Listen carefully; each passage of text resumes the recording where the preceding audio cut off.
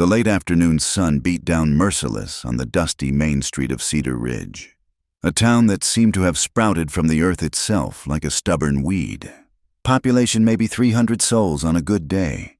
When the miners came down from the hills, today wasn't one of those days.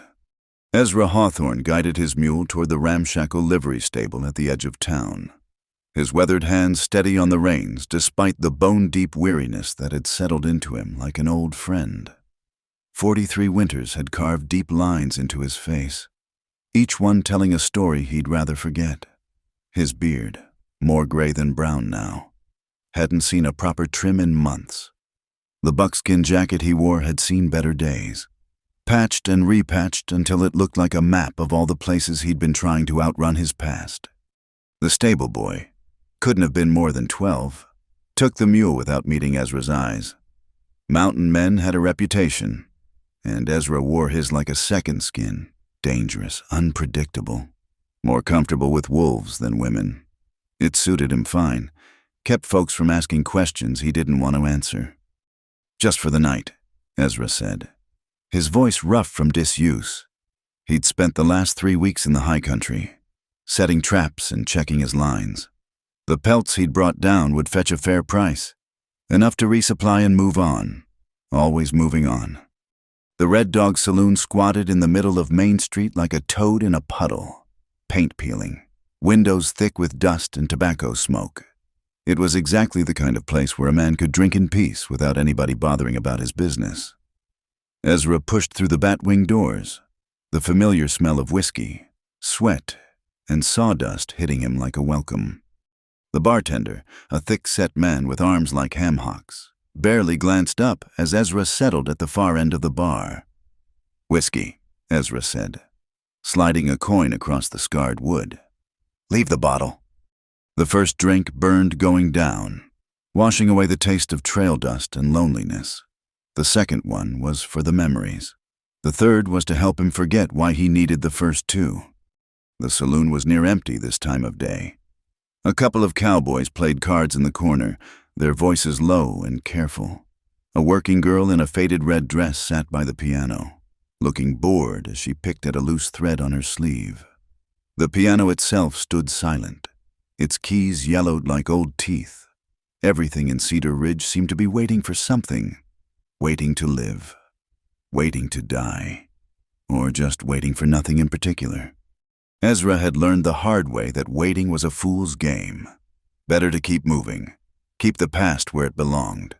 Behind him, he'd come down from the mountains for supplies. Nothing more.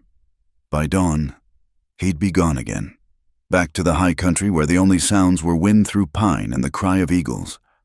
He poured another drink, watching the amber liquid catch the light from the dusty window. Outside, the sun was starting its slow slide toward the horizon, painting the sky the color of old blood. Soon it would be dark, and he could slip away unnoticed, just another shadow passing through a town full of them. "You look like a man who's running from something." The voice came from his left, where an old-timer had settled 2 stools down. The man had the look of someone who'd been pickled in whiskey and sun, his face a roadmap of broken dreams. "Ain't running from nothing," Ezra said, not bothering to look over. "Just passing through." The old man chuckled, a sound like gravel in a pan. "That's what they all say. Been hearing it for 20 years in this town. Everybody's just passing through Cedar Ridge. Funny thing is, half of them never leave." Ezra didn't respond. He'd heard the same story in a dozen towns across the territory, places where dreams went to die and men went to forget. He had no intention of becoming one of them. "Name's Walter," the old man continued, undeterred by Ezra's silence. "Walter McGinnis. Been here since '73. Came for the silver. Stayed for—" He trailed off, gesturing vaguely at the saloon. "Hell, I don't even remember anymore." "Ezra," he offered grudgingly. No point in being completely unfriendly. He'd be gone soon enough. "Mountain man, ain't you? Can always tell. Something about the eyes, like you're looking at everything and nothing all at once." Ezra took another drink instead of answering. Walter was right, though he'd never admit it. Living alone in the mountains did something to a man, made him see the world different, made him forget how to be around people. Or maybe that's why he'd gone to the mountains in the first place. You know, Walter said, warming to his subject. We had another mountain man come through here, must have been 10 years back, big fellow, beard down to here. He gestured at his chest. Swore he'd never set foot in civilization again, married the schoolmarm 6 months later, got 3 kids now. Good for him, Ezra said flatly. Just saying, plans have a way of changing. Cedar Ridge ain't much, but it's got a way of holding on to people. Ezra finished his drink and stood, leaving the half-empty bottle on the bar. Not me. He headed for the door, eager to escape Walter's philosophizing. The sun was lower now, shadows stretching long across the street. A few more hours and he could collect his mule and supplies and be on his way. Just a few more hours. Ezra! He turned at the door. Walter was watching him with eyes that seemed older than his years. Whatever you're running from, it's gonna catch up eventually. Might as well pick your ground. Ezra pushed through the doors without answering. The old man didn't know anything about him, about what he'd done or what had been done to him. Cedar Ridge was just another stop on a road that led nowhere in particular. By morning, he'd be back in the mountains where he belonged, where the ghosts couldn't find him and the silence didn't ask questions. But as he walked down the street toward the general store, he couldn't shake the feeling that something was different about this town, this day, like a storm building on the horizon, too far away to see but close enough to feel in the air. He shook off the thought. Superstition was for old women and fools. He was neither. He was just a man looking to buy supplies and move on. Same as always. Same as always. The general store had closed by the time Ezra finished his business with the trader who bought his pelts. No matter. He'd get his supplies in the morning before heading out. The thought of spending a night in town sat uneasily in his gut. But his mule needed rest, and so did he. Truth be told, he made his way back to the Red Dog Saloon. The place had filled up considerably since he'd left. Miners, cowboys, and townfolk all rubbing shoulders in the yellow lamplight. The noise hit him like a wall laughter. Arguments, the clink of glasses and bottles. Someone had gotten the piano going, playing a tune that might have been recognizable if the player had been sober. Ezra found a spot at the end of the bar, his back to the wall where he could see both doors. Old habits. The bartender recognized him from earlier and slid a glass his way without being asked. You're that mountain man, ain't you? A woman's voice, loud and slightly slurred, cut through the general noise. The one who came in this afternoon? Ezra turned to see a woman in her 50s, maybe older, making her way toward him with the careful steps of someone who'd had more than a few drinks. Her dress had been fine once, blue silk with lace trim. But time and hard living had taken their toll. Her graying hair was pinned up in a style that had probably been fashionable back east 20 years ago. Ma'am, he said, touching the brim of his hat briefly, hoping she'd move on. She didn't. Instead, she settled herself on the stool next to him with surprising grace for someone in her condition. Martha Sullivan, she announced, extending a hand like she expected him to kiss it. Mrs. Martha Sullivan, widow these past 5 years. Ezra shook her hand briefly and turned back to his drink. Not much for conversation, are you? She laughed, a sound like broken glass. That's all right. I can talk enough for both of us. Always could. My late husband used to say I could talk the ears off a brass monkey. She signaled the bartender, who poured her a whiskey with the resigned air of someone who'd done this many times before. Ezra noticed how her hands shook slightly as she lifted the glass. You know what this town needs? Martha continued without waiting for an answer. More married folks, too many bachelors running around, bad for the moral fiber of the community. A man needs a wife, someone to keep him civilized. Ezra grunted noncommittally and took another drink. Take yourself, for instance, Martha said, warming to her subject. She leaned closer. and Ezra caught the scent of whiskey and old perfume. Big, strong man like you, living all alone up in those mountains. Ain't natural. Bet you haven't had a home-cooked meal in years. I do fine, Ezra said shortly. Do you now? Martha's eyes, bloodshot but still sharp, studied him. When's the last time you had a woman's touch? And I don't mean the kind you pay for, she added with a knowing look toward the working girls. Ezra's jaw tightened. Ma'am, I don't mean any disrespect, but I have a daughter, Martha announced suddenly, loud enough that several nearby patrons turned to look. Beautiful girl, sweet as honey and twice as golden. Been looking for the right man to marry her. The saloon seemed to quiet a fraction, the way it does when people sense entertainment coming. I'm sure she's lovely, Ezra said, already planning his escape. But I'm not looking for a wife, Martha interrupted, her voice rising. Every man's looking for a wife, whether he knows it or not, and my Molly, she'd be perfect for you. Perfect. More people were paying attention now. Ezra could feel their eyes on him, could hear the whispers starting.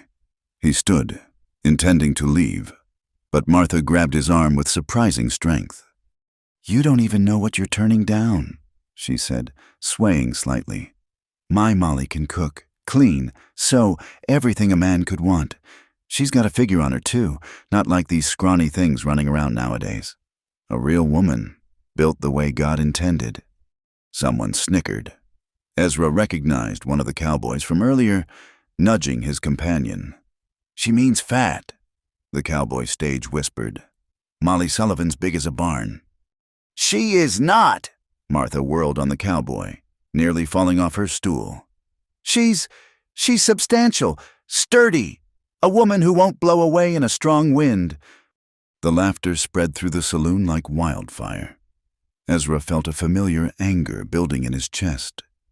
Not at Martha, pathetic as she was, but at the crowd's cruel amusement. That's enough, he said quietly, but his voice carried, Oh, come on, mountain man, another patron called out. You haven't even seen her yet.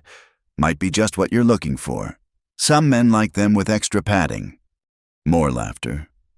Martha's face had gone red, whether from drink or shame. Ezra couldn't tell. I said that's enough. This time his voice had an edge to it that cut through the noise. The laughter died away, replaced by an uneasy silence.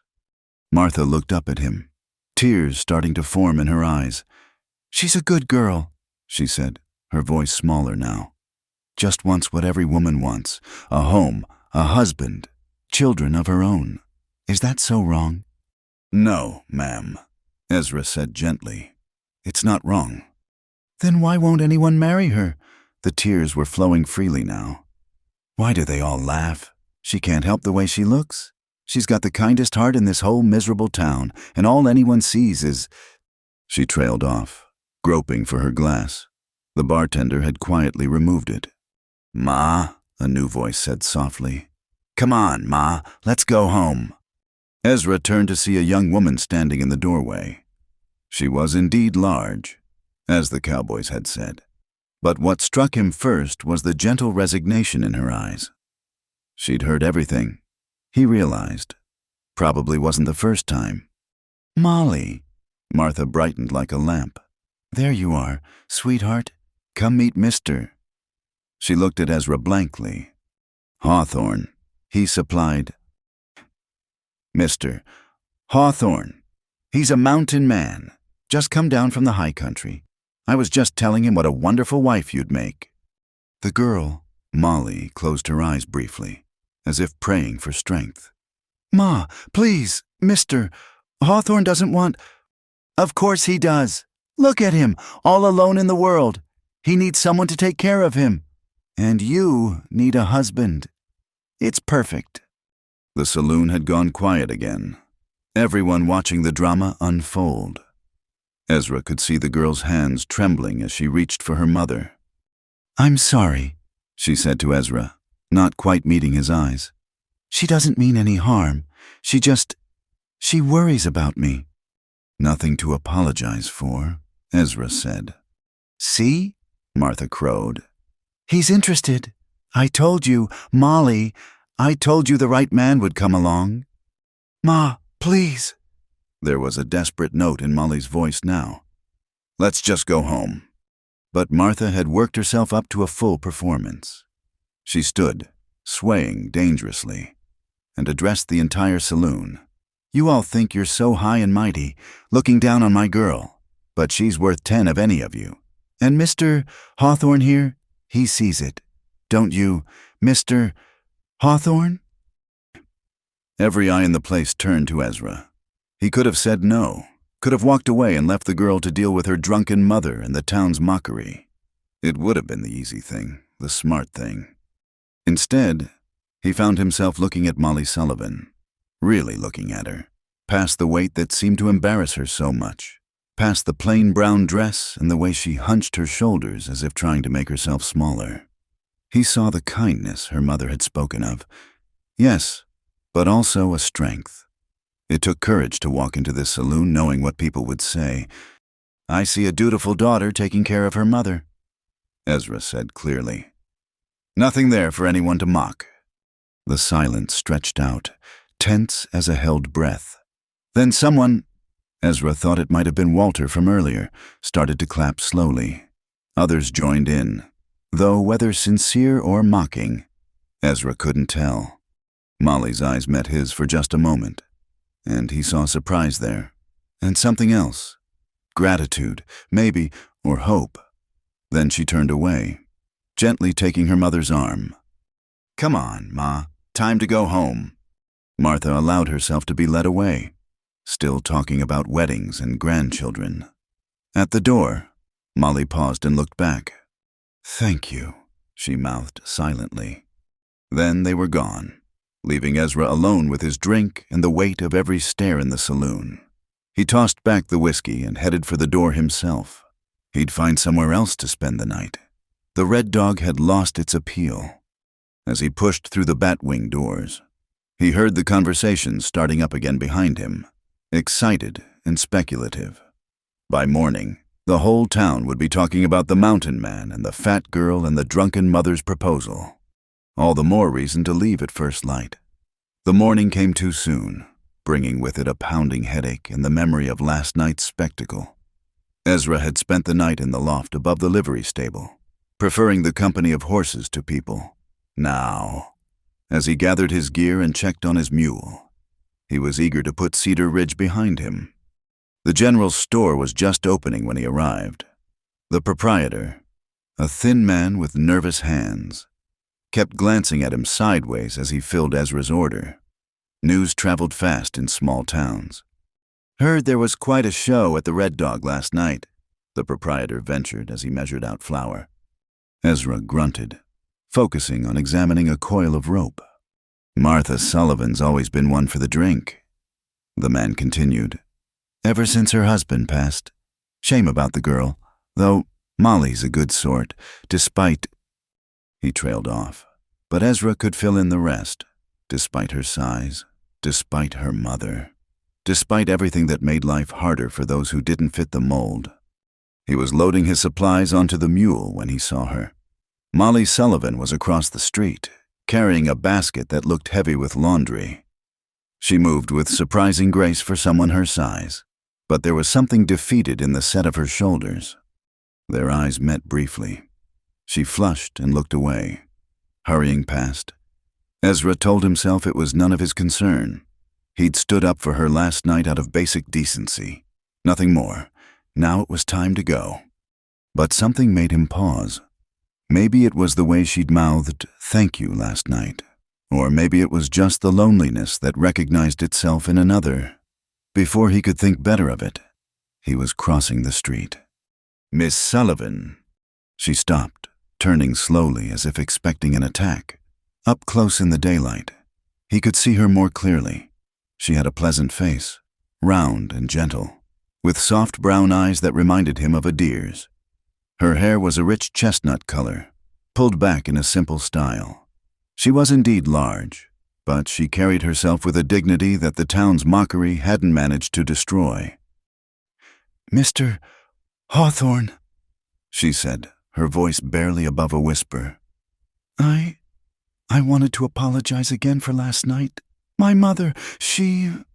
No need. Ezra cut her off. She meant no harm. Molly's laugh was bitter. No, just humiliation. For both of us.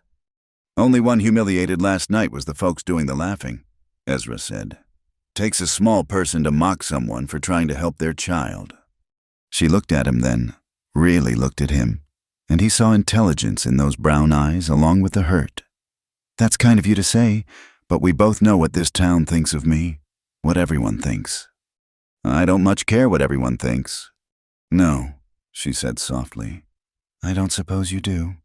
They stood there awkwardly for a moment. Two people who didn't quite know how to navigate this unexpected conversation. The morning sun was already warming the dusty street, and somewhere a rooster crowed belatedly.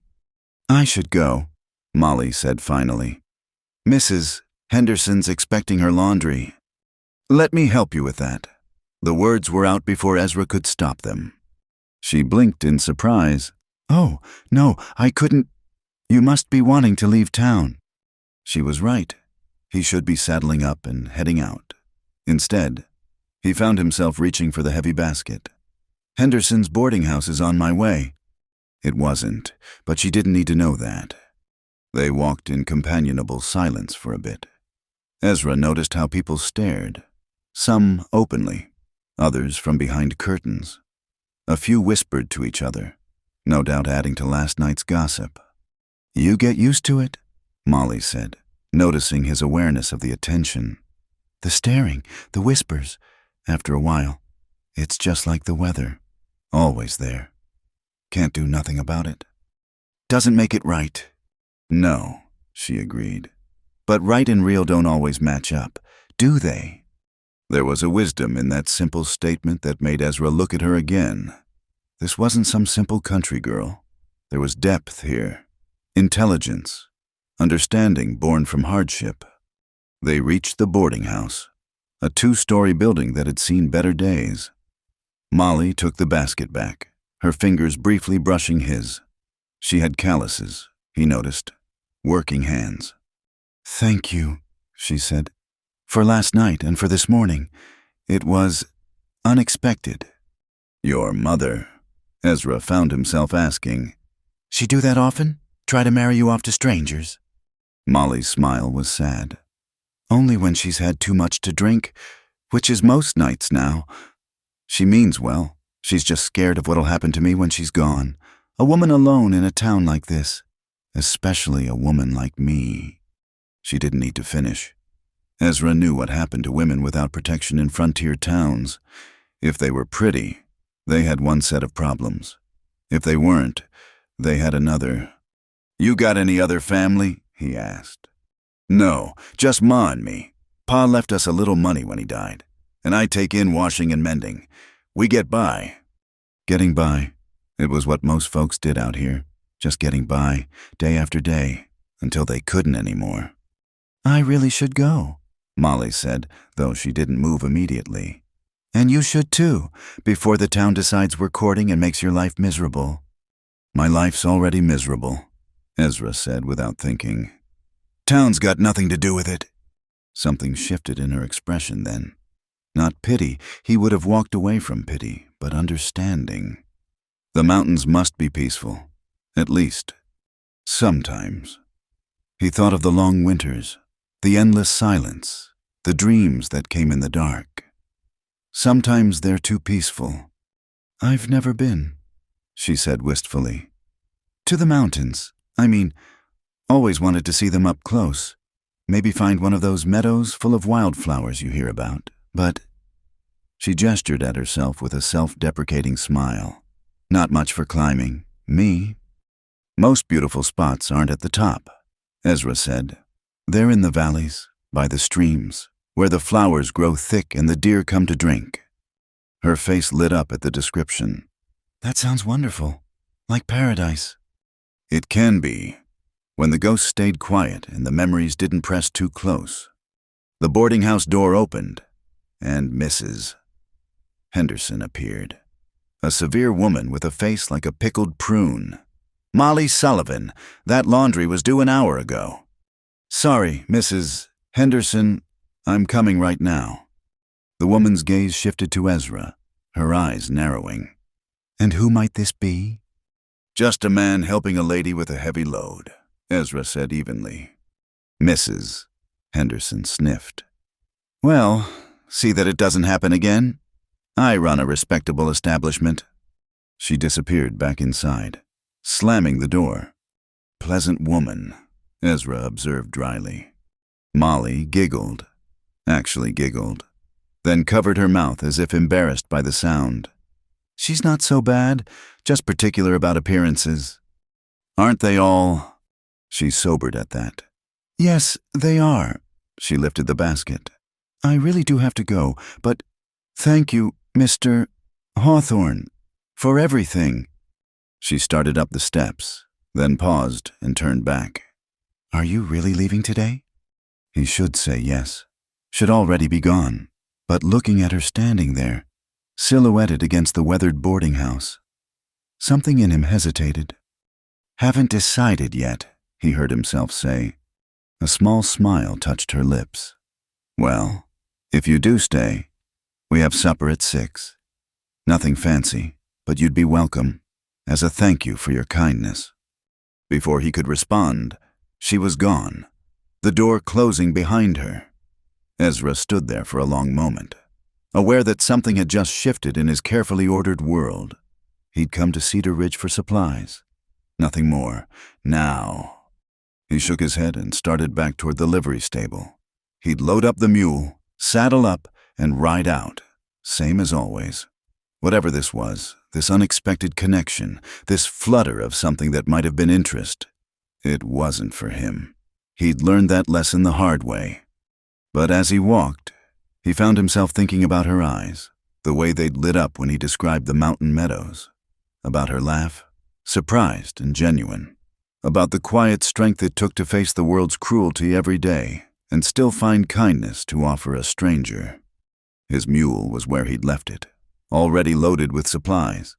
All he had to do was tighten the straps and go, head back to the mountains where he belonged, where the only sound was wind through pine and the only judgment came from his own conscience. 6 o'clock, she'd said. Supper at 6.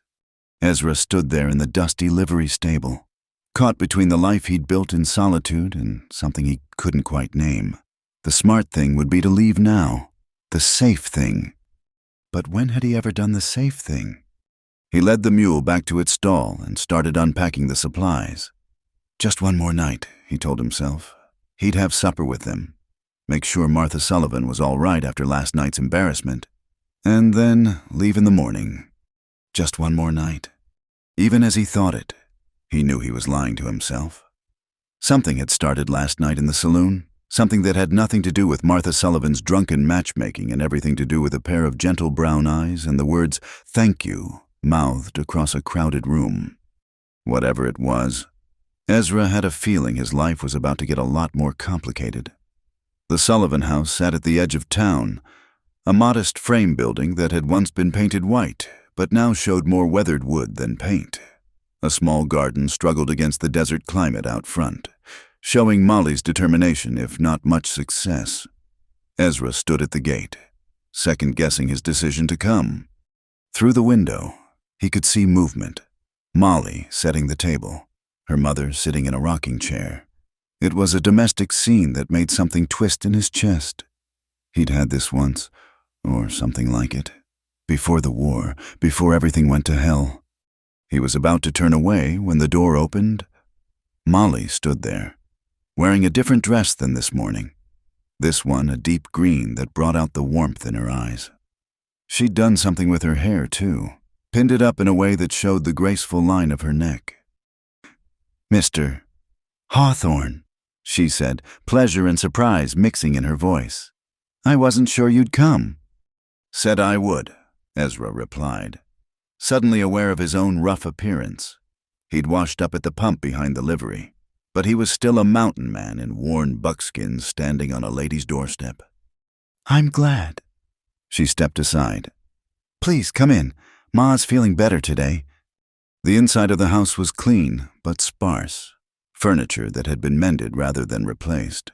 Curtains faded but carefully pressed. Everything spoke of genteel poverty, of keeping up appearances on too little money.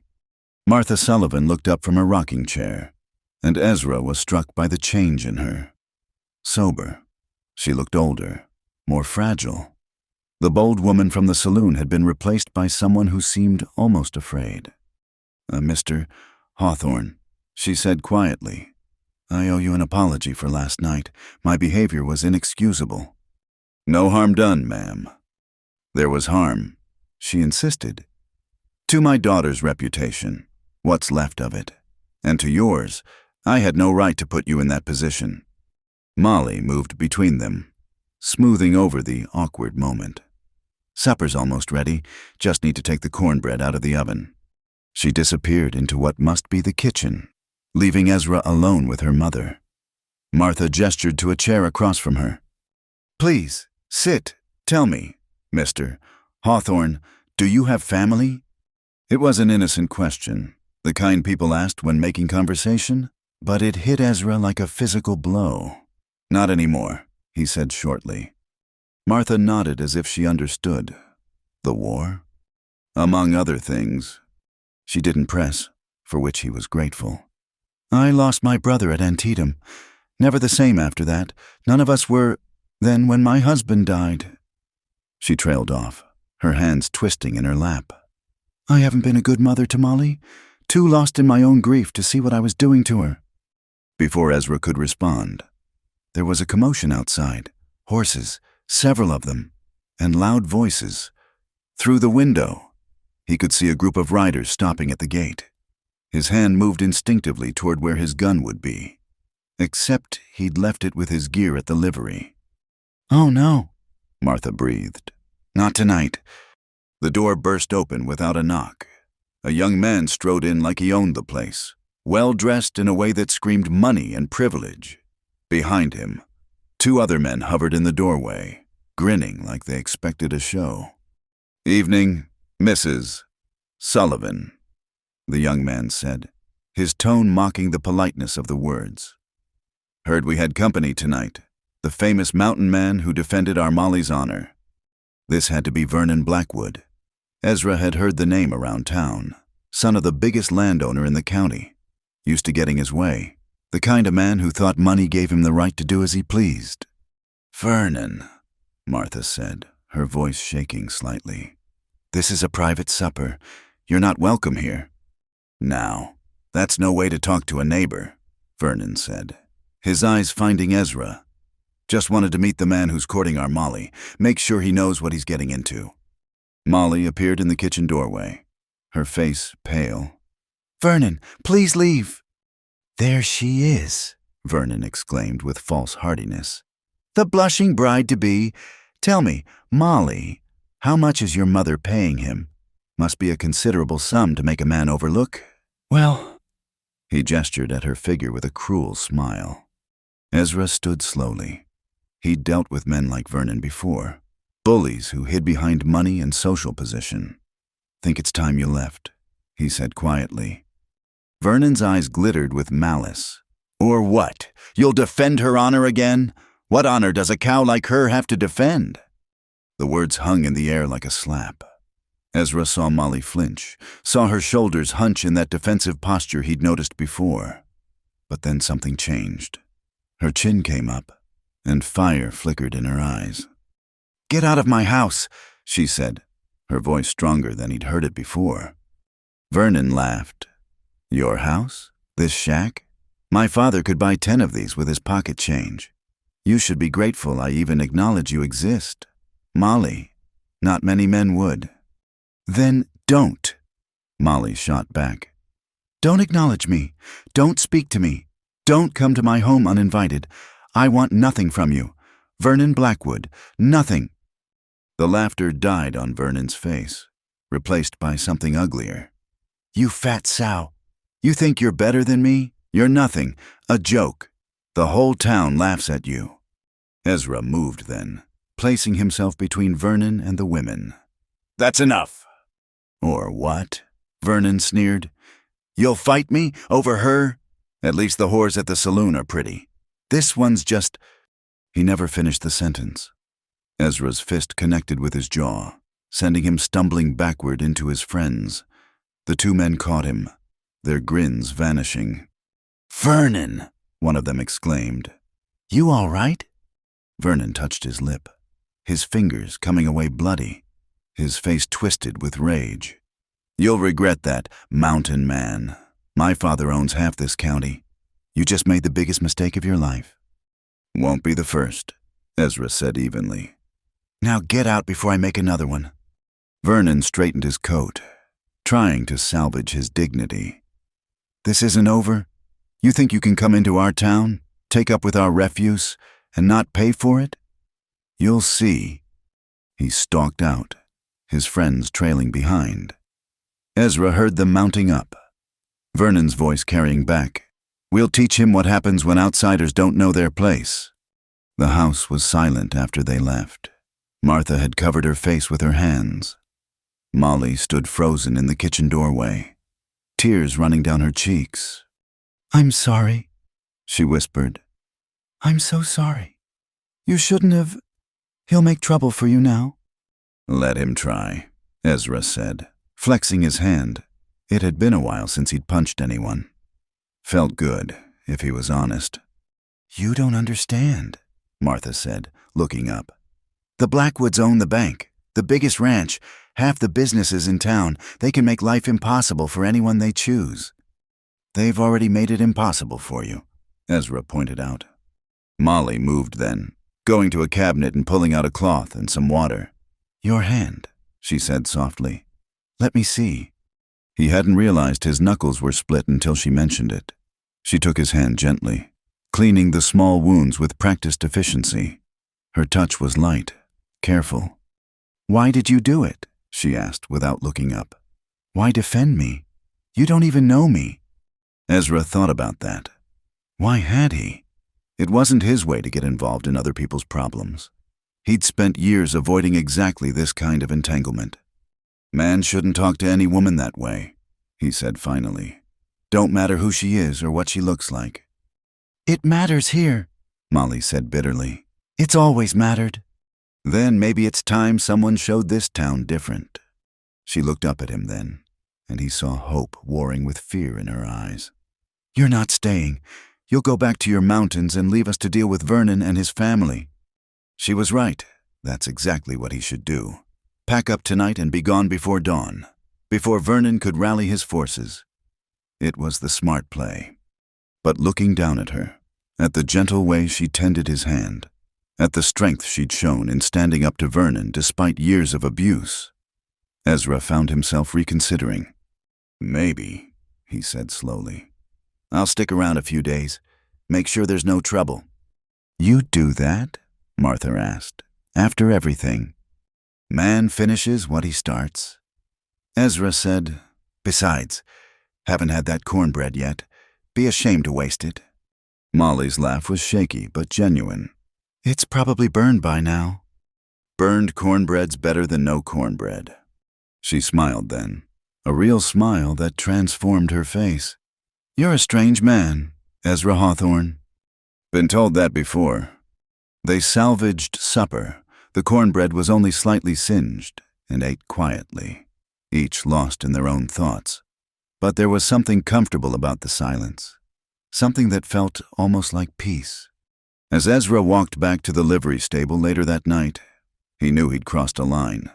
Vernon Blackwood wouldn't let the insult stand. There would be consequences, probably sooner rather than later. But for the first time in years, Ezra found he didn't care. He'd stood for something tonight, defended someone worth defending. Whatever came next, that felt right in a way his life hadn't felt right in a long time. The mountains would wait. Cedar Ridge, it seemed, wasn't done with him yet. The morning after the confrontation with Vernon, Ezra woke to find a note slipped under the livery door. "Leave town or face the consequences." He crumpled it and tossed it aside. He'd faced worse threats from better men. Instead of leaving, he loaded his tools onto the mule and headed for the Sullivan house, The roof had caught his eye yesterday. Missing shingles and signs of water damage. If he was staying, might as well make himself useful. Molly answered his knock. Flour dusting her hands and a smudge on her cheek. Her eyes widened when she saw him. "Mr. Hawthorne? I thought, after last night." "Roof needs fixing," he said simply, nodding toward the tools. "Won't last another winter the way it is." "We can't pay you," she said quickly, color rising in her cheeks. "Didn't ask you to." He moved past her, already studying the damage. "Got a ladder?" That's how it started. Each day, Ezra found something else that needed doing. The roof first, then the loose boards on the porch, then the garden fence that was more gap than fence. He worked steadily, methodically, the kind of honest labor he hadn't done in years. Molly brought him water and food, staying to talk while he worked. She was shy at first, but gradually opened up like a flower in sunlight. She told him about her father, a good man who died too young, about her dreams of seeing the ocean someday, about the books she read when she could get them, adventures in far-off places she'd never see. "Why do you stay?" Ezra asked one afternoon, taking a break from replacing a window frame. "Nothing keeping you here but your mother?" Molly looked out toward the desert horizon. "Where would I go? A woman like me? Alone? At least here. People know me. They may not like me, but they know me." "Knowing ain't the same as accepting." "No," she agreed, "but it's something." Martha kept to the house mostly, sober now, but fragile, like she was afraid of breaking something if she moved too fast. She watched Ezra work with puzzled eyes, as if she couldn't quite figure out why he was there. On the fourth day, Ezra was fixing the chicken coop when he heard horses approaching. He straightened, hand moving to the hammer at his belt, but it wasn't Vernon. Instead, an older man dismounted, well-dressed but weathered, with the confident bearing of someone used to being obeyed. "You'd be Hawthorne," the man said. It wasn't a question. "And you'd be Blackwood Sr.," Ezra replied. Samuel Blackwood studied him with sharp eyes. "My son says you struck him. Your son was insulting women in their own home. Man ought to teach his children better manners." A muscle twitched in Blackwood's jaw. "Vernon can be impetuous, but that doesn't give you the right to lay hands on him. Doesn't give him the right to torment folks either, but that hasn't stopped him." They stared at each other, measuring, finally. Blackwood said, "What's your interest here, Hawthorne? The Sullivan women have nothing. No money, no property worth having, no connections. Why involve yourself?" "Maybe that's reason enough," Ezra said. "They've got nothing, and your boy still won't leave them be." "And you think you're going to, what, save them? Play the hero?" Blackwood's laugh was cold. "I've seen your type before, drifters who think they can blow into town and change things. They always leave, and the people they tried to help are worse off than before." "Maybe, or maybe your boy needs to learn that money doesn't make him God." Blackwood's face darkened. "Be careful, Hawthorne. This is my town. The bank, the merchants, even the law, they all answer to me. You're one man with no friends and no standing. Don't make an enemy you can't afford." "Seems to me I already have," Ezra said evenly. "Question is what you're going to do about it." For a long moment, Blackwood said nothing. Then, "I'll keep Vernon in check. For now. But in return, you stay away from my family and my business. You want to play handyman for the Sullivan women? Fine, but step out of line, and I'll crush you." He mounted his horse and rode away without waiting for a response. Ezra watched him go, knowing the threat was real. Men like Blackwood didn't make idle warnings. "He's right. You know." Ezra turned to find Molly standing behind him, her face troubled. "How long were you listening?" "Long enough." She wrapped her arms around herself despite the warm day. "He can do what he says. Make life impossible for you. For us." "Already is impossible for you," Ezra pointed out. "This is different. Before, We were just ignored, mostly laughed at. But if Samuel Blackwood decides we're enemies—" She shuddered. "You should go. Tonight, before this gets worse." Ezra set down his hammer and really looked at her. In the afternoon light, with wisps of hair escaping from her bun and that worried furrow between her brows, she looked younger than her years, vulnerable in a way that made something protective stir in his chest. "You want me to go?" he asked. "I want you to be safe," she said, not quite meeting his eyes. "You've been kind to us, kinder than anyone in years. I don't want you hurt because of it." "Wasn't planning on getting hurt." "No one ever does." Her voice was bitter with experience. "But the Blackwoods always win. Always." Ezra reached out, surprising himself, and touched her shoulder gently. Maybe they're due for a loss. She looked up at him then, and he saw tears threatening. "Why are you doing this, really? You don't owe us anything." He thought about how to answer that. The truth was complicated, tangled up with his own ghosts and regrets. But part of it was simple. "Maybe I'm tired of seeing bullies win," he said. "Maybe I'm tired of walking away from things that matter." Do we matter? The question was barely a whisper. "You matter," he said, and realized he meant it. Something shifted in her expression then. She reached up, covering his hand with hers where it rested on her shoulder.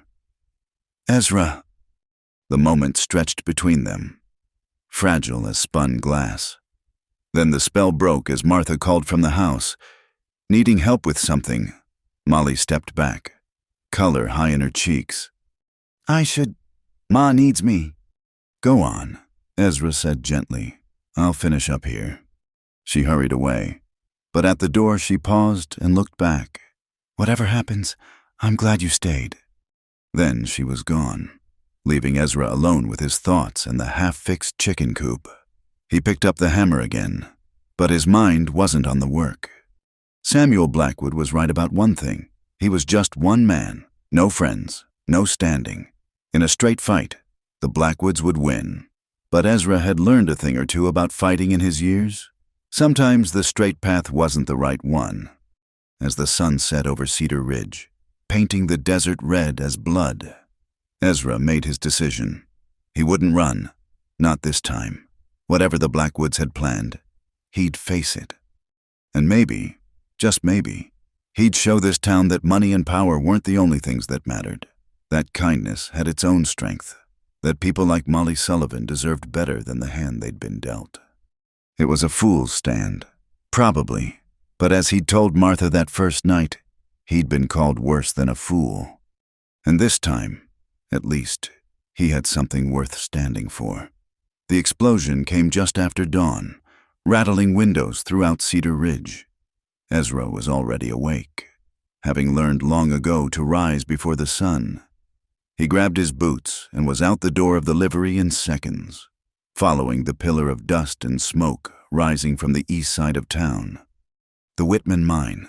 Even before he reached the scene, he could hear the screaming women calling for their men, miners shouting orders, the ominous rumble of shifting rock.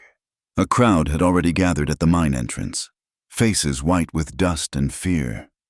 "Cave in!" someone shouted. "Whole shaft came down!" "How many inside?" Ezra pushed through the crowd. 7, maybe 8, an old miner answered, his face grim. "Including Tom Bradley's boy. He's only 14. Ezra surveyed the entrance. The support beams had collapsed, bringing down tons of rock and dirt.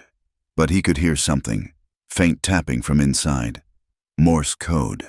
Someone was alive. "They're signaling," he said. "Get me rope, timber, anything we can shore with." "Are you crazy?" Another miner grabbed his arm. "That whole thing could come down any second." "It will if we stand here talking." Ezra shrugged him off. "You men know this mine. Where's the air shaft?" An older man, the foreman by his bearing, stepped forward. 30 feet that way, but it's narrow. Man would have to be—" "Small," Ezra finished, or determined. "Show me." As they moved toward the air shaft, Ezra noticed the crowd parting. The Blackwoods had arrived. Samuel on horseback, Vernon beside him. They surveyed the scene with the detached interest of men calculating loss of property rather than life. "Foreman," Samuel called out. "What's the damage?" 8 men trapped. Mr. Blackwood, we're working on—" "Working on what?" Vernon interrupted. "That mine's finished. Not worth risking more lives for a few miners." A woman in the crowd let out a wail. "My husband's down there! My boy!" "Then I'm sorry for your loss," Samuel said coldly. "But throwing good money after bad won't bring them back." The crowd stirred angrily, but no one dared speak against the Blackwoods. No one except Ezra. "Those men are still alive," he said clearly. "I heard them signaling." Samuel's gaze found him. "Ah, the mountain man. Still playing hero. I see." "Just stating facts. There's time to get them out if we move now." "With what authority?" Vernon sneered. "This is Blackwood property. We decide—" "Then decide to be human beings for once," a new voice cut in. Everyone turned. Molly stood there, still in her nightdress with a shawl thrown over, her hair loose around her shoulders, but there was steel in her spine and fire in her eyes. 8 men, she continued, her voice carrying, 8 souls who work themselves to death to make you rich. The least you can do is try to save them. Vernon laughed. "Look who's found her voice. The fat cow thinks—" He never finished. Molly had brought her medical basket. She'd been coming to help tend injuries. Now she upended it over Vernon's head, sending bandages and bottles scattering. In the shocked silence that followed, she spoke again. "My name is Molly Sullivan. Not cow, not sow, not any of your clever insults. And those men deserve better than your greed." The crowd murmured approval. Someone even clapped. Vernon's face went purple with rage, but before he could respond, the tapping from below grew frantic. "They're running out of time," Ezra said. "I'm going down that air shaft. Who's with me?" "I am." The foreman stepped forward. "Jim Morrison's the name. That's my nephew down there." Others followed, miners who knew their own could be next, townsmen shamed by Molly's courage. Even Walter from the saloon appeared with rope from somewhere. "This is madness," Samuel Blackwood declared. "I forbid—" "Forbid all you want." Ezra cut him off. "But stay out of our way." He turned to the volunteers. "Morrison, you know the mine layout. Draw it for me, rest of you. Gather timber, rope, anything we can use. Move." They scattered with purpose. Molly approached him, her face flushed but determined. "What can I do?" "Set up for wounded. We get them out. They'll need tending." She nodded and hurried off, calling for other women to help. Martha appeared from somewhere, sober and steady, organizing bandages and water. The air shaft was barely 3 feet wide, a black throat in the earth. Ezra stripped off his coat and weapons, keeping only a knife and a coil of rope. "You don't have to do this," Morrison said quietly. "These aren't your people." "They are now," Ezra replied, and dropped into the darkness. The descent was nightmarish, walls pressing close, air thick with dust, the constant fear of another collapse. But Ezra had been in tighter spots. He controlled his breathing, moved steady and sure, following the sound of tapping. He found them in a pocket of air, 8 men huddled together. Tom Bradley's boy was unconscious but breathing. The others were battered, scared, but alive. About time someone showed up. One managed to joke through cracked lips. "Save your breath," Ezra told him. "We're getting out of here." It took 3 hours. 3 hours of careful work, shoring up the passage, hauling men one by one through the narrow shaft.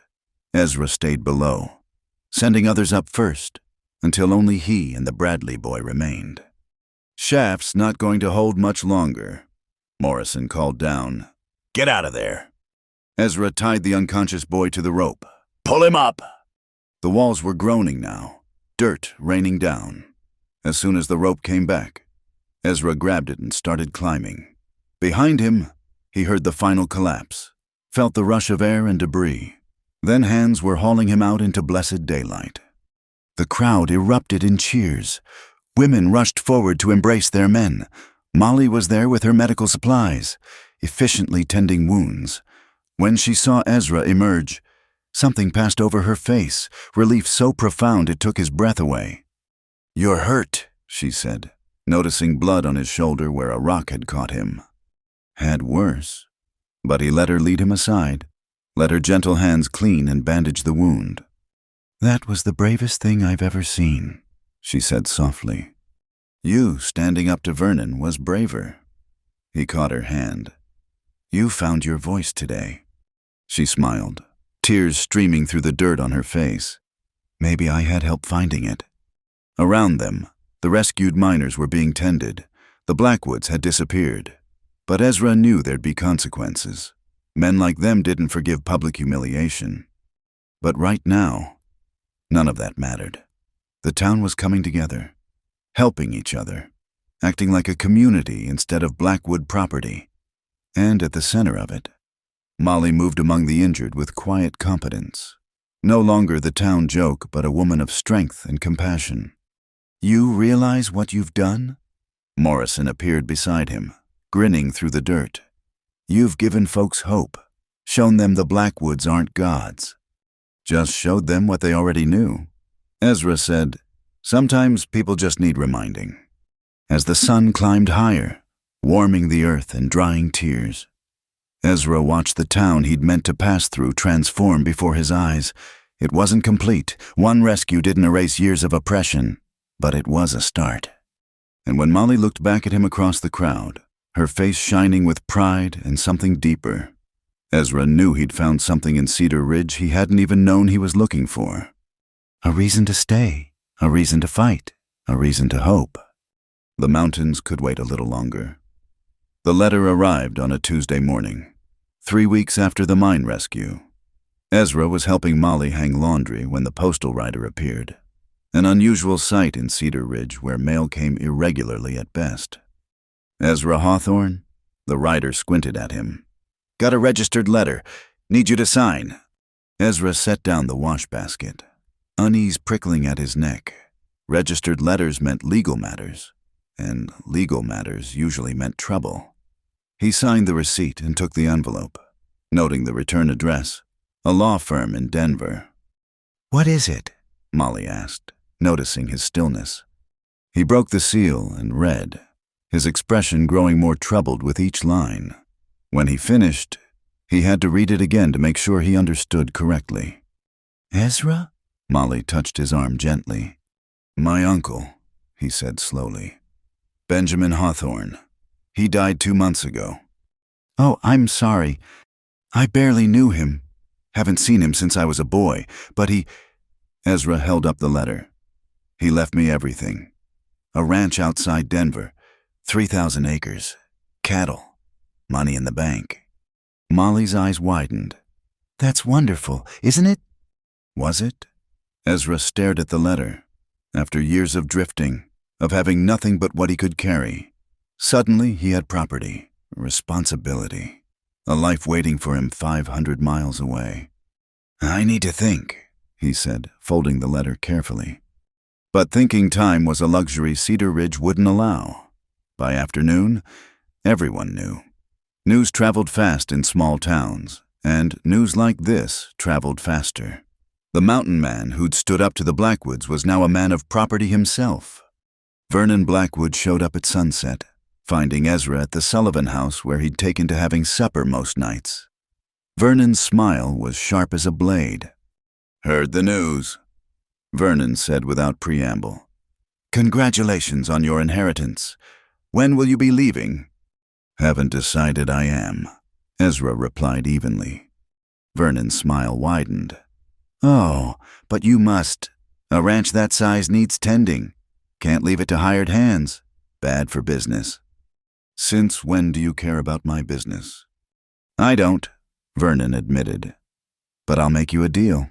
My father's been looking to expand our holdings in Colorado. We'll buy your uncle's ranch for, say, $20,000. Cash, more than fair market value. It was indeed more than fair. Suspiciously so. Not interested, Ezra said. Vernon's expression hardened. You might want to reconsider. See, I've been doing some checking on you. Hawthorne, interesting things in your past. That incident in Kansas, for instance. Ezra went very still. Molly, who'd been listening from the doorway, stepped forward. What incident? Oh, she doesn't know. Vernon's eyes glittered with malice. About the family you killed? Wife and daughter, wasn't it? Caught in the crossfire during one of your adventures? The words hit like physical blows. Ezra felt the blood drain from his face, saw the shock in Molly's eyes. Martha appeared behind her daughter, drawn by the raised voices. That's not, Ezra started, but Vernon cut him off. Confederate raiders, wasn't it? You were hunting them, got careless. They used a farmhouse for cover and you burned it down. Didn't know the family was locked in the root cellar until it was too late. Each word was carefully chosen. Technically true, but twisted to inflict maximum damage. Ezra had been hunting raiders. There had been a fire. A family had died. But the real story, the ambush, the raiders who'd already killed the family, his desperate attempt to save them, none of that mattered against Vernon's poisonous version. Is it true? Molly's voice was small, hurt. It's not what he's making it sound like, Ezra said, but he could see the doubt in her eyes, the trust they'd built cracking. The truth is, Vernon continued smoothly, you're a killer. Hawthorne, you destroy everything you touch. These good people took you in, and you've brought them nothing but trouble. Take the money. Leave tonight. It's the best thing for everyone. He dropped a bank draft on the table. $20,000. Already made out. My father's man is at the hotel. Sign the ranch over to us and go. Otherwise, he shrugged. Well, stories have a way of growing in the telling. By tomorrow, everyone will know what kind of man you really are. Vernon left them in heavy silence. Ezra stared at the bank draft. At the easy escape it offered. 20,000 would take him far from here, far from the past that never stopped following him. Ezra, Martha said quietly, what really happened? So he told them, the whole ugly story. The raiders who'd been terrorizing the territory, the family they'd murdered, his attempt to stop them that went wrong, the fire that spread too fast, the screams he still heard in his nightmares. When he finished, Molly was crying silently. But it wasn't your fault. You tried to save them. Trying doesn't bring them back, Ezra said harshly. Vernon's right about one thing. I bring trouble wherever I go. No. Molly's voice was stronger now. He's wrong. You've brought hope to this town. You've brought kindness to us. You saved those miners. And now the Blackwoods will destroy you to get to me. He stood abruptly. I should go. Tonight. Don't you dare! Molly stood too, facing him with fire in her eyes. Don't you dare let Vernon Blackwood drive you away! Not like this. Molly. No, I've spent my whole life letting people like him make me feel worthless, make me hide. You taught me to stand up, to fight back, and now you want to run? It's different. I have something to run to now. The ranch. The ranch will still be there tomorrow, and the day after. She moved closer. But if you leave tonight, if you let Vernon win, what then? You'll have your property, your cattle, your money, but you'll have left part of yourself here, the part that stood up for people who needed it, the part that... Her voice broke. The part that made me believe I was worth standing up for. The room was quiet, except for Molly's ragged breathing. Martha watched them both with knowing eyes. She's right, the older woman said. You could leave, take the money or claim your ranch. No one would blame you, but you'd blame yourself. I've seen what running from guilt does to a person. Don't make my mistakes, Ezra. Ezra looked at the bank draft, then at Molly's tear-stained face. The choice should have been easy. $20,000 in freedom, or stay and fight a battle he might not win. but looking at Molly, at the strength and faith in her eyes despite everything, Ezra realized the choice had already been made. Maybe it had been made that first night in the saloon when she'd mouthed "thank you" across a crowded room. He picked up the bank draft and tore it in half. "Guess I'm staying." Molly let out a sob and threw her arms around him. He held her, feeling her solid warmth, breathing in the scent of soap and sunshine that clung to her hair. "This won't be easy," he warned. "The Blackwoods will make it ugly." "Let them," she said against his chest. "We've faced ugly before." Martha smiled and quietly left the room, giving them privacy. Outside, night was falling over Cedar Ridge. But for the first time in years, Ezra wasn't thinking about the darkness. He was thinking about the morning, and the fight to come, and the woman in his arms who'd reminded him that some things were worth more than money or property or an easy escape. The ranch would wait. The past would always be there.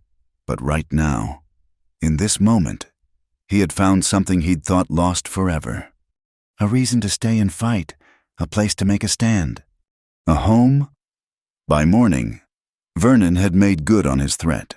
The story was all over town, twisted and poisoned. The mountain man was a killer, a dangerous drifter who'd murdered an innocent family. Some versions had him laughing as the farmhouse burned. Others added details that had never happened. Children screaming. Him blocking the door. Ezra felt the change immediately. People who'd nodded to him now crossed the street. The general store owner served him in cold silence. Even some of the miners he'd saved looked at him differently. Uncertainty replacing gratitude. But not everyone believed Vernon's poison. Jim Morrison stood by him, as did Walter and a handful of others who'd seen Ezra's true character. And the Sullivans never wavered, though Ezra could see the toll it was taking. Someone had thrown rocks through their windows during the night. On the third day after Vernon's ultimatum, things came to a head. Ezra was at the Sullivan house, helping board up the broken windows, when they heard the commotion. A crowd was gathering in the street, Vernon at its center. "There he is," Vernon called out as Ezra emerged. "The killer who's corrupted our town." The crowd was maybe 30 people, some genuinely angry, others just caught up in the mob mentality. Vernon had been busy, spreading his poison, promising favors to those who supported him, threatening those who didn't. "You want me, Vernon?" Ezra stepped off the porch. "Here I am. Leave the women out of it." "The women?" Vernon laughed. "You mean the drunk and her fat daughter? They're as guilty as you, harboring a killer." "Stop it!" Molly appeared beside Ezra, her chin high despite her fear. "You're lying and everyone knows it." "Do they?" Vernon addressed the crowd. "This man killed a family, burned them alive, and she defends him? Makes you wonder what other sins she's committing with him." The implications in his voice were clear. Several women in the crowd gasped. Martha emerged from the house, her face pale but determined. "Vernon Blackwood," Martha said clearly, "you are a liar and a coward. This man saved 8 lives at the mine. What have you ever done but tear people down?" "Shut your mouth, you old drunk." The slap echoed like a gunshot. Martha's hand left a red mark across Vernon's face. For a moment, nobody moved. Then Vernon grabbed Martha roughly, shaking her. "You'll pay for that." Ezra moved, but Molly was faster. She launched herself at Vernon with a fury that surprised everyone, including him. They went down in a tangle of limbs, Molly fighting like a wildcat to free her mother. "Get off her," Vernon roared, trying to push Molly away. That's when the crowd turned. Whatever their feelings about Ezra, watching Vernon Blackwood wrestle with a woman in the dirt crossed a line. Murmurs of disapproval rippled through the gathering. "That's enough." Samuel Blackwood's voice cut through the chaos. He sat his horse like a king surveying peasants, his face cold with disgust. "Vernon, get up. You're making a spectacle of yourself." Vernon scrambled to his feet, his fine clothes covered in dust. "She attacked me. They all saw it." "What I saw," Jim Morrison said loudly. Was you laying hands on women? That ain't the Cedar Ridge way, no matter who your daddy is. Others voiced agreement. The mood of the crowd was shifting, no longer firmly in Vernon's control. Samuel Blackwood's eyes found Ezra. This has gone far enough. You've disrupted our town, turned neighbor against neighbor. Name your price. I'll double my son's offer. 40,000 for the ranch. And you leave tonight. No amount of money will make me abandon these people, Ezra said firmly. These people? Samuel laughed coldly. You think they care about you, your entertainment, nothing more. A brief distraction from their miserable lives. When you're gone, they'll forget you in a week. Maybe, Ezra agreed. But I won't forget them. You're a fool. Hawthorne, I offered you wealth. My son offered you escape. You choose poverty and conflict instead. I choose them, Ezra said simply, moving to stand beside the Sullivans. I choose her. The words hung in the air. Molly's intake of breath was audible. Even Vernon stopped sputtering to stare. You choose her? Samuel's voice dripped disbelief. That fat girl over $40,000? I choose Molly Sullivan, Ezra said clearly, taking her hand. A woman worth more than all your money and land combined. A woman with courage, kindness, and strength you couldn't buy with all the wealth in Colorado. Molly was crying now, gripping his hand like a lifeline. Around them, the crowd had gone silent, witnessing something none had expected. Furthermore, Ezra continued, his voice carrying, I'll be staying in Cedar Ridge. I'll claim my uncle's ranch. Yes, but I'll run it from here. Hire local men who need work. Buy supplies from local merchants who deal fair. And any man who stands with the Blackwoods against the Sullivans will find no welcome at my door. It was a declaration of war, economic and social. Samuel Blackwood's face went dark with rage. You think your ranch makes you my equal? He snarled. I'll crush you, Hawthorne. I'll see you broken and begging before I'm done. You can try, Ezra said evenly. But you'll have to go through her first, and her mother, and everyone in this town who's tired of living under your boot. Nobody stands with you, Vernon shouted. Nobody. I do. Jim Morrison stepped forward. Man saved my nephew's life. And me. Walter moved to stand with them. About time someone stood up to you, vultures. One by one, others joined them. Not everyone. Fear of the Blackwoods ran deep. But enough.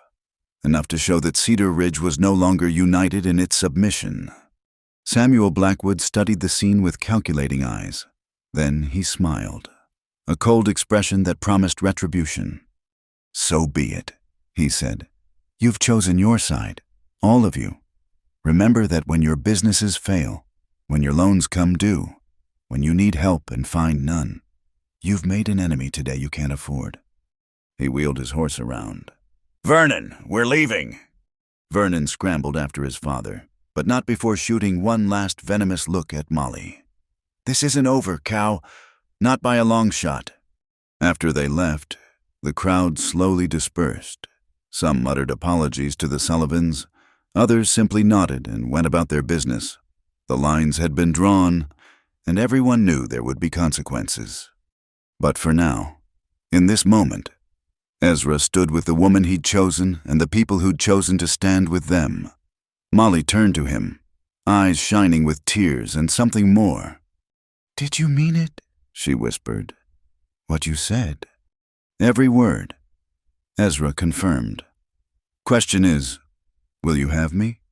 Knowing what I am, what I've done, what you are, Molly said firmly, is the best man I've ever known. What you've done is stand up for people who needed it. And yes, Ezra Hawthorne. I'll have you, past and all. Martha, dusty but dignified, smiled at them both. About time, she declared. Now, let's go inside. We have a wedding to plan. As they walked back to the house, Ezra could hear his harmonica in his pocket, the one he'd carried through years of loneliness. Tonight, he thought, He'd play it again. Not the sad, solitary tunes of his wandering days, but something new, something hopeful. Behind them, the sun climbed higher over Cedar Ridge, illuminating a town forever changed. The Blackwoods would strike back, that was certain. There would be hard days ahead, battles to fight, prices to pay.